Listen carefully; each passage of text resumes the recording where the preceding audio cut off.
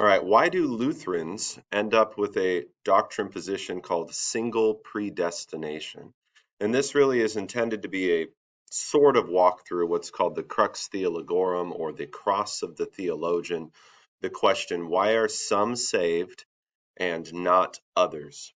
Well, some people have a ready answer to that question. Lutherans do not. We leave that question, why are some saved and not others, unanswered because we are convinced the Bible does not answer it. It is left a mystery. Let's start with things we know for sure about grace and faith and salvation. We are saved by grace through faith. And there are familiar passages on the screen, right? God so loved the world, he gave his son. Whoever believes in him should not perish but have eternal life. For by grace you have been saved through faith, and this is not your own doing, it's the gift of God. To the one who does not work but believes in him who justifies the ungodly, his faith is counted as righteousness. There's that imputed righteousness we talked about in chapter 9. Faith is not our work, but the work of the Holy Spirit.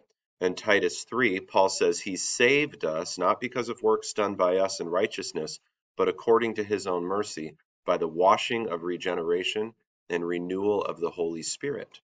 1 Corinthians 12, no one can say Jesus is Lord except in the Holy Spirit. And John 1 reminds us that all who do become children of God are born into God's family, not of blood, genealogy, not of the will of the flesh, your personal desires, nor of the will of man, your personal decisions, but of God. More on faith is not our work, but the work of the Holy Spirit. Again, Ephesians 2 said, this is not your own doing, it is the gift of God. Ephesians 2, but God being rich in mercy because of the great love with which he loved us, right? Even when we were dead in our trespasses, made us alive together with Christ. So it's God's doing, motivated by his mercy and his love. Romans 9 says, so then it depends not on human will or exertion, but on God, who has mercy. And in John 6, Jesus says the work of God is that you believe in the one whom he has sent. So God's work is your belief in Jesus, the one whom he has sent. This is why I like to think of conversion as repentance, but it's a first repentance. It's when God repented you. So now you are alive, you do have the Holy Spirit, and you are capable of daily repenting of your sin and receiving God's grace and forgiveness. Next, we are incapable of deciding to have faith. 1 Corinthians 12, again, no one can say Jesus is Lord. We don't have that ability except in the Holy Spirit, then we do have that ability. Ephesians 2 declares us dead in our trespasses and sins in which we once walked. That's prior to conversion, what Mueller calls your before conversion condition. Some new passages, John 6, Jesus says, no one can come to me unless the Father who sent me draws him, and he promises I will raise him up on the last day. 1 Corinthians 2 says the natural person does not accept the things of the Spirit of God, for they are folly to him, and he's not able to understand them because they are spiritually discerned. Any passage about being born again also implies that we are passive in conversion. For what role do we play in our natural birth? None, right? In your earthly birth, your mom did all the work. Infant you did nothing. In our heavenly birth into God's kingdom, God does all the work. We do nothing. Why? Because we were dead until God makes us alive, gives us this rebirth into his kingdom. Since faith is purely a gift of God and we play no role in our conversion, the vocab term for that is monergism. God alone acts in our conversion and salvation, monergism. Some assume that God choosing who will be saved means that he must also then choose who will be damned. This view of God's predestination is commonly called double predestination. Does Scripture teach that God predestines some to heaven, but then he predestines some to hell? Yes to the first part, no to the second part. You can find no passages that God predestines people to hell. Some people think they've found passages, but a better examination of those shows otherwise. What does the Bible say about God's desire for us?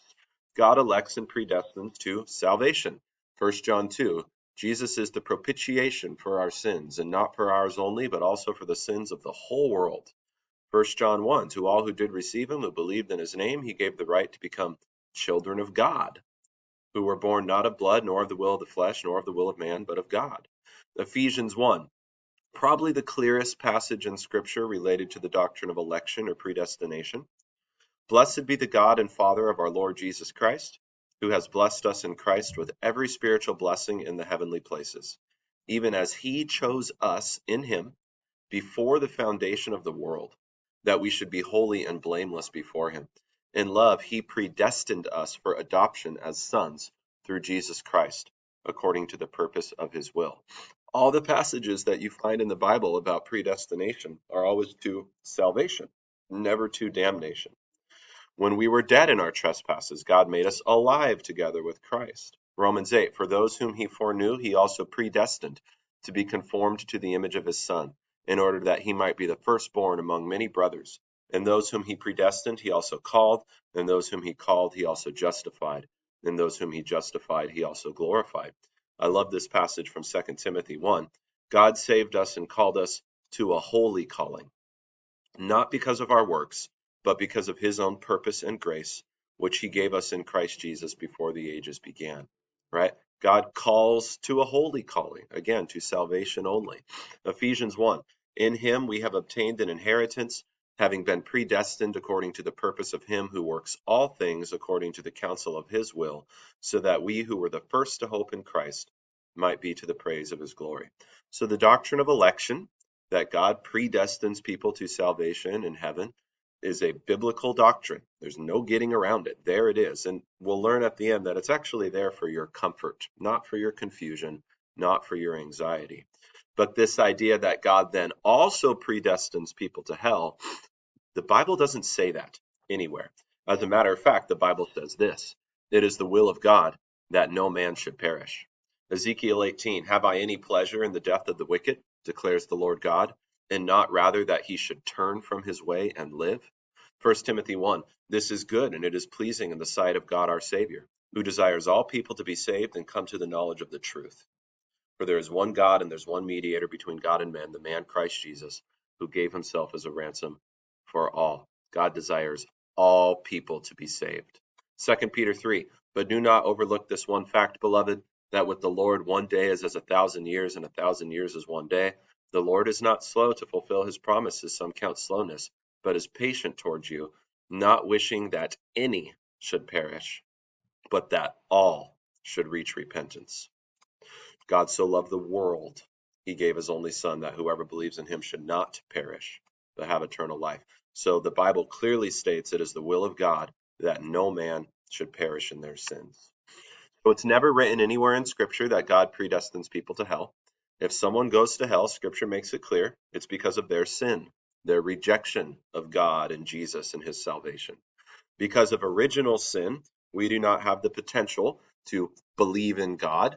God has to bring the gospel to us to make us alive so that we can believe. We rather naturally reject God. In our sinful nature, the only activity we are capable of is sinning against God. That's our nature prior to conversion, prior to having the Holy Spirit. Once converted and in Christ, we then can and do love God, right? Without the Holy Spirit, it's impossible for the person to submit to God's law. With the Holy Spirit, they delight in God, delight in his law, and they really do desire to love the Lord their God with all their heart, mind, soul, and strength, and love their neighbor as themselves. So the following is what we have read in Scripture. We are saved by grace through faith. Faith is not our work, but the work of the Holy Spirit. We are incapable of deciding to have faith. God elects or predestines to salvation, not to damnation. Rather, it's the will of God that no man should perish. So we're left with a little bit of a paradox there.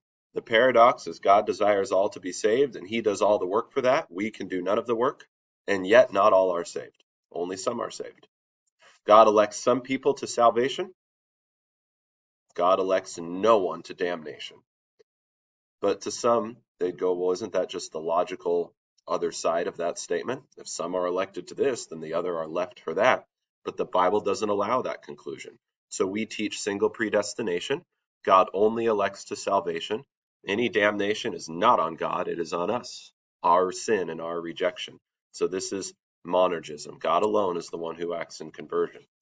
If we say the opposite, that faith is not solely a work of the Spirit, but that we play an active role in our conversion, those were the various synergistic views, well, we'd be ignoring parts of Scripture. We read in Scripture we're saved by grace through faith, but this would ignore that faith is not our work, but the work of the Spirit. This would ignore that we're incapable of deciding to have faith, and it would ignore that God elects or predestines people to salvation. If you say you have a role in your conversion, and it's only if you do your role that you're saved, then the Bible teachings on all three of these are completely ignored. So, which views fall into this error? Pelagianism certainly does. So does semi-Pelagianism. Arminianism does too, though it's harder to spot. And of course, synergism does. We teach monergism. God alone acts in our conversion and salvation. Now, some people say the opposite. If we say that faith and conversion is solely a work of the Holy Spirit, and thus God predestines some to heaven and others to hell, we would ignore that last part that we read in Scripture. It is the will of God that no man should perish. If you believe that God not only before the foundation of the world elects some people to salvation, but also before the foundation of the world, before those people even exist, he elects other people to damnation. That would mean God made them, intended them for hell. That is not our God. It is the will of God that no man should perish. God is love, and he so loved the world, he gave his son that whoever believes in him shall not perish but have eternal life.